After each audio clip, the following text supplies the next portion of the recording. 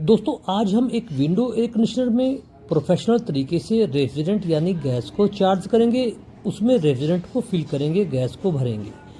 सबसे पहले आप अपने एयर कंडीशनर के लिए अगर लीक टेस्ट कर रहे हैं या फिर उसे फ्लैशिंग करवा रहे हैं तो उसके लिए आपको ड्राई नाइट्रोजन का इस्तेमाल करना है। ये बात आप जान लीजिए, क्योंकि ड्राई नाइट्रोजन ही आपके सिस्टम से मॉइस्चर को ख़त्म कर सकती है हल्के रूप में, और लीकेज टेस्ट करने का भी यही माध्यम है। अगर आप किसी अन्य प्रेशर से ऐसा करेंगे तो उससे नुकसान भी हो सकता है और हमारे सिस्टम में कुछ डैमेज भी हो सकता है। उसके बाद आप जब लीक टेस्ट कर रहे हैं तो एक उचित प्रेशर के साथ ही लीक टेस्ट करें। ज़्यादा प्रेशर आपकी पाइपों को नुकसान पहुंचा सकता है, आपको नुकसान पहुंचा सकता है।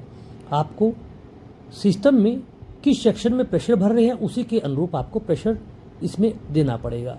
इसलिए आप कोशिश कीजिए कि 150 psi तक का प्रेशर देकर ही आप लीकेज टेस्ट करने की कोशिश करें। अभी आप देखिए, हमने ड्राई नाइट्रोजन के प्रेशर को अंदर भर दिया, लीक टेस्ट कर लिया, अब हम उसे बाहर निकाल रहे हैं। आप देख सकते हैं कि उसके बाद हमने वैक्यूम पंप को जैसे ही सिस्टम से लगाया, गैस प्लस स्विच को हमने थोड़ा सा खोल दिया है ताकि जो ज़्यादा एक्सेस मात्रा में नमी मॉइस्चर है वो हमारे वैक्यूम पंप को नुकसान ना पहुंचाए।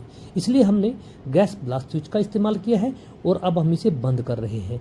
आप देख सकते हैं कितना वेपर्स आपको नज़र आ रहा है भाप के रूप में। ये सब इस एयर कंडीशनर के अंदर था। इसका यही कारण था कि ये नाइट्रोजन के साथ मिलकर एकदम से भारी मात्रा में बाहर की तरफ आ गया वैक्यूम पंप के द्वारा।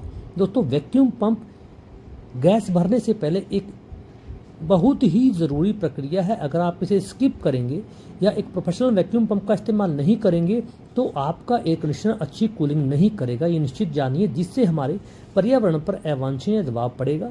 थर्मल चलते रहे क्योंकि आपका टेम्परेचर मेंटेन ही नहीं होगा एसी के द्वारा, इससे हमारे ओजोन परत को नुकसान होगा, ग्लोबल वार्मिंग को बढ़ावा मिलेगा। इसलिए आप अगर रेफ्रिजरेशन कार्य करते हैं तो वैक्यूम पंप सबसे पहले खरीदें। अगर आप पूरा गैस चार्जिंग स्टेशन नहीं खरीद पा रहे तो आप एक पोर्टेबल वैक्यूम पंप ले सकते हैं किसी भी कंपनी का, अच्छी CFM वाला, डबल स्टेज वाला। डबल स्टेज वाले वैक्यूम की लाइफ बढ़ जाती है। अगर आप वैक्यूम पंप की लाइफ बढ़ाना चाहते हैं तो उसके तेल को समय पर बदल दीजिए।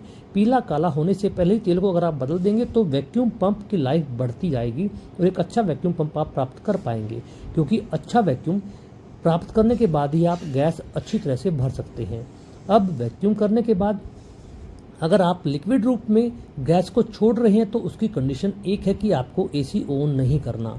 आप वैक्यूम करने के बाद लिक्विड रूप में गैस छोड़ दीजिए बिना एसी के ऑन करे, जब तक एसी गैस ले रहा है, क्योंकि जब एक अच्छा वैक्यूम प्राप्त हो जाता है तो गैस एकदम गोली की तरह सिस्टम के अंदर जाती है, क्योंकि वैक्यूम करने का अर्थ है कि हम माउंट एवरेस्ट की चोटी पर बैठकर गैस को भर रहे हैं।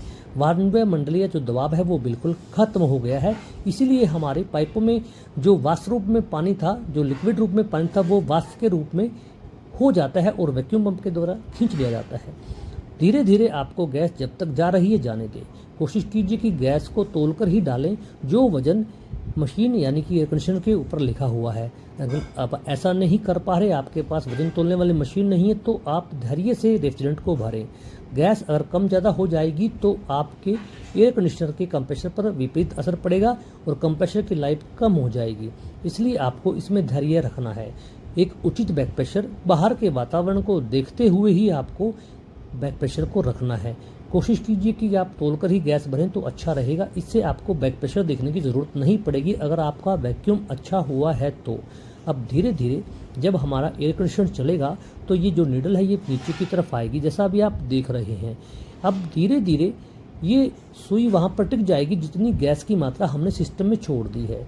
आपको एसी लिक्विड रूप में गैस छोड़ने के 2 या 3 मिनट के बाद ही चलाना है, ताकि जो हमारा रेफ्रिजरेंट है वो वेपर रूप में दोनों सिस्टमों में कन्वर्ट हो जाए, वेपर रूप में कन्वर्ट हो जाए।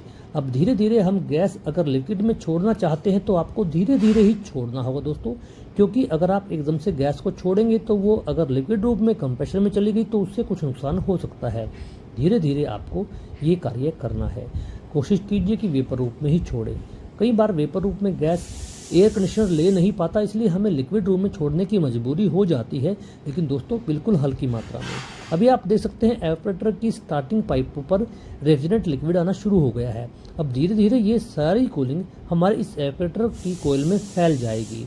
दोस्तों कोशिश कीजिए कि आपको एवापोरेटर की लास्ट पाइप तक मॉइस्चर को देखना है, क्योंकि अगर आपका लिक्विड एक अच्छे माइनस टेम्परेचर में होगा तो आपकी जो पूरी एवरेटर कूलिंग कोयल है उस पर मॉइस्चर आ जाएगा।